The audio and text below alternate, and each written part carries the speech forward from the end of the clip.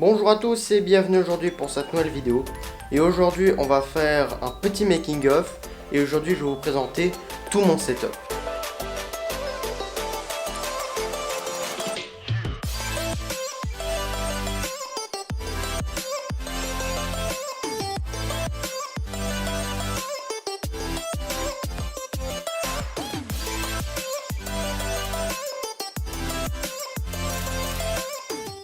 Voilà, donc maintenant voici à quoi ressemble mon bureau. Alors mon bureau c'est très simple, hein. Là vous voyez c'est un tout petit peu le bordel, mais ça va. Grosso modo, ici on a un bel ordinateur portable, parce que je n'ai pas encore de PC fixe, bien qu'un PC fixe ça coûte quand même une fortune. Donc je pense pas m'en acquérir un tout de suite. Donc après le modèle, bah, c'est un Ryzen, je ne sais plus le combien c'est, mais en tout cas je vous mettrai. En dessous après on a un petit clavier Logitech qui lui bah en fait c'est juste un problème en effet que bah, en fait vu que le clavier ici est très loin, bah quand je m'assis bah c'est plus pratique pour moi parce que sinon je dois avoir les mains tendues pour atteindre le clavier de l'ordi portable et c'est ultra chiant. Ensuite après de ce côté là bah on a une petite lampe hein, qui elle ne sert pas qu'à m'éclairer quand je suis sur le bureau, elle me sert également à éclairer une partie du décor pour avoir en effet une petite teinte jaune au niveau de la Saturn V, mais aussi après sur le fond et sur les tableaux. Ensuite après, vient ensuite le trépied sur lequel en effet je pose ma caméra. Et en gros c'est cet angle là, et puis là je vais pouvoir vous montrer un peu le problème et pourquoi j'avais dit en effet que j'allais déplacer la Saturn V. En fait si vous voulez le trépied est là, dans un coin de mon bureau, ce qui fait que la Saturn V était là avant, vers ces endroits là j'ai un peu mis du chenille etc. Et du coup la Saturn V s'érigeait ici, et ce qui faisait que ben grosso modo je m'assieds là, et grosso modo ben je cachais complètement la Saturn V. Du coup je l'ai déplacée vers ma droite, c'est maintenant bah, elle est complètement visible et ça c'est plutôt sympa. Ensuite après on a une belle lampe qui elle me sert grosso modo à éclairer quand je suis en tournage. Elle m'est très utile parce que vraiment c'est cette lampe qui m'éclaire et c'est elle qu'on appelle la key light. C'est celle qui m'éclaire grosso modo le visage et ça va relever un peu le contour de ma tête. Et puis après j'ai un peu la fill light, on va dire ça comme ça. Bah, c'est cette lampe en fait qui sert de lampe qui éclaire un peu vers le décor mais aussi un peu vers moi. Donc c'est quand même pas mal. Ensuite après il y a le décor qui lui est très joli et très lumineux. Alors ce que vous voyez actuellement, bah on va commencer par en haut. Ici on a un gigantesque tableau fait par un peintre, et celui-là bah, un peintre informatique, et ça c'est très beau. Franchement je remercie infiniment mes parents parce que c'est grâce à eux que j'ai pu avoir ces tableaux, donc vraiment merci beaucoup. Ensuite après on a une petite navette spatiale. Les plus anciens auront peut-être reconnu qu'elle a été dans une autre vidéo.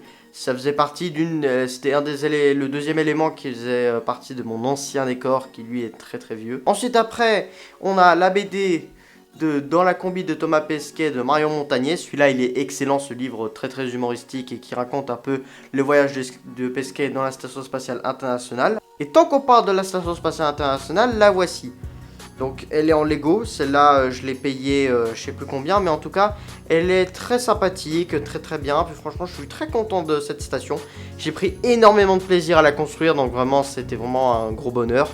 Et elle est éclairée par une lumière d'ambiance. Alors vous voyez, hein, j'ai bricolé moi-même, mais en fait c'est à peu près la même chose que ma lampe qui est là, sauf que celle-là en fait elle est incontrôlable. C'est-à-dire que là, sur cette lampe ici, il y a, alors je sais pas si vous pourrez vous montrer, une petite télécommande qui permet grosso modo que quand j'en ai envie, si j'appuie sur le bon bouton, bah si j'ai envie je peux par exemple changer l'ambiance et créer différentes ambiances de lumière. Actuellement je laisse en blanc parce que pour moi c'est plus joli d'avoir une lumière blanche qui m'éclaire qu'une lumière jaune pisse qui est complètement dégueulasse. Et là, bah, grosso modo, bah, la lumière est incontrôlable, pas de télécommande, rien du tout. Elle peut uniquement se fixer sur un trépied, du coup je me suis dit, bah j'en fais une lumière de décor.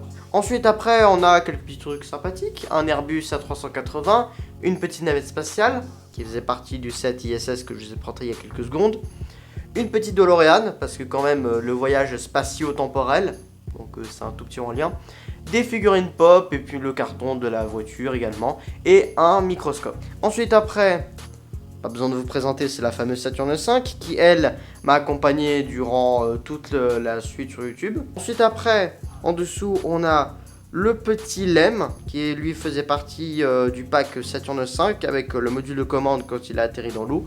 Et une petite navette spatiale qui, elle, était quasiment ne faisait aucun partie d'un set qui se retrouve dans ce décor, mais faisait partie d'une autre station spatiale qui est posée un peu en dehors de mon décor. Lui, il est posé un peu dans ma chambre en bordel. Ensuite, après, bon, ici, c'est un peu plus sombre puisque j'ai mis aucun éclairage, mais on peut voir quand même quelque chose. Là, ici, je sais pas si vous voyez, mais il y a là une autre DeLorean Playmobil, celui-là que j'ai acheté au Portugal. Avec à côté un ancien caméscope, pourquoi pas, et un livre à côté de Tim Peake, Objectif Astronaute, et puis devenez le prochain Thomas Pesquet, avec à côté un livre Galaxy, donc uniquement des portraits de l'espace, etc. Excellent, franchement j'aime beaucoup. Avec à son côté, un livre qui raconte à peu près la conquête spatiale et à peu près toute l'histoire du spatial, et il parle également de l'avenir du spatial également, de Casterman, et c'est pas mal. Ensuite après, en dessous c'est le bordel, c'est vraiment, il n'y a aucun intérêt. Si ce n'est qu'ici, je pose mon matos YouTube, après c'est du bordel, il n'y a aucun intérêt.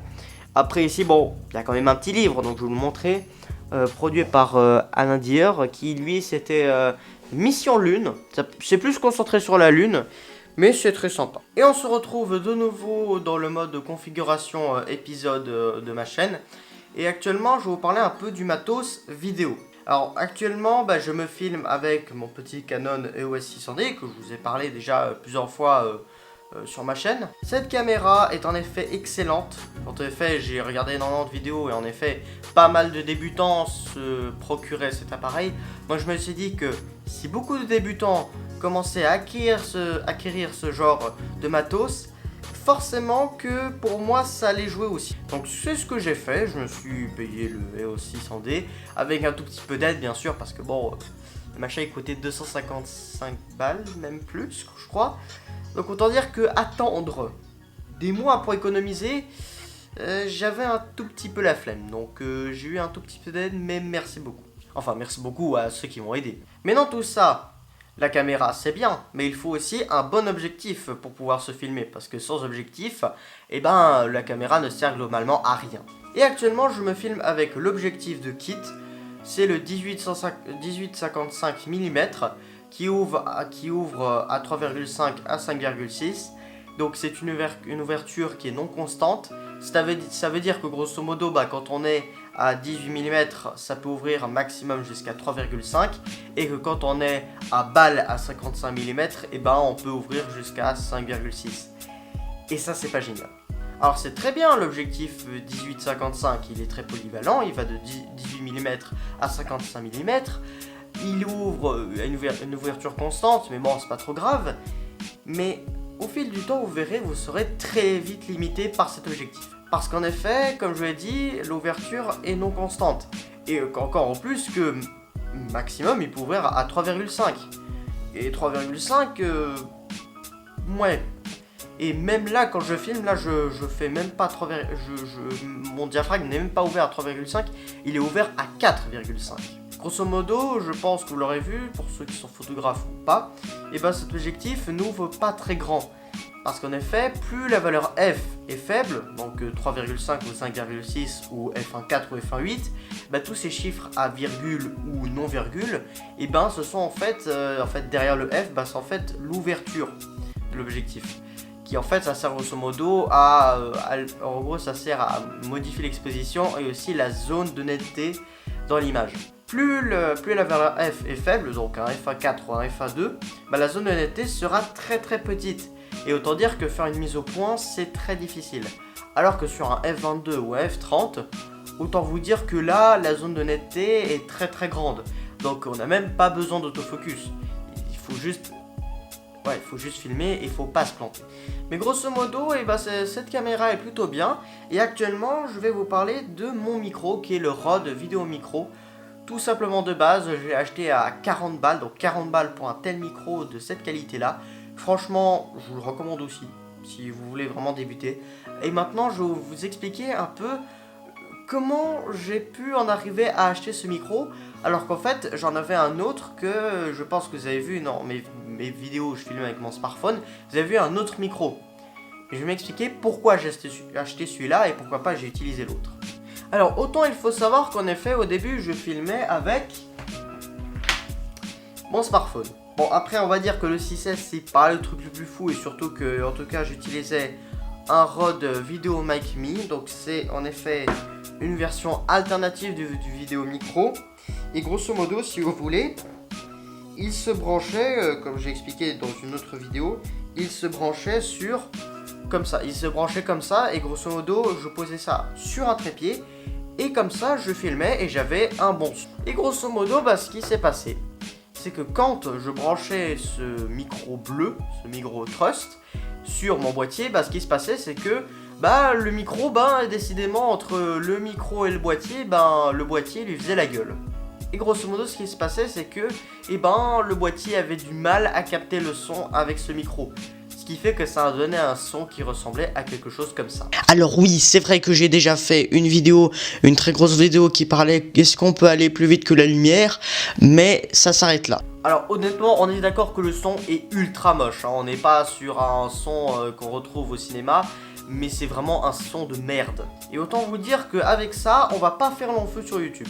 Et grosso modo, je me suis dit que, pourquoi pas utiliser ça. Sauf que le problème, c'est que, en fait, derrière, il y a une sortie jack. Moi, je croyais au début que c'était une sortie jack, mais en fait, c'est une sortie jack pour les casques. C'est-à-dire que, grosso modo, on branche des écouteurs et en gros, on peut écouter ce qu'on a enregistré. On écoute, en fait, on écoute ce qu'on est en train d'enregistrer. Et c'est pas du tout pour alimenter ou envoyer le signal sonore directement vers la caméra. Donc en gros, ce micro là et l'autre étaient inutilisables. Donc voilà, c'est pour ça que j'ai acheté le Rode Vidéo Micro tout simplement de base et franchement je suis ultra content. Bref, ceci dit, c'est la fin de ce setup. En tout cas, merci d'avoir visionné. Et n'oubliez pas, on se retrouve pour une prochaine vidéo. Et n'oubliez pas, rien ne se perd, rien ne se crée. Et tout ce qui a une vie a une fin.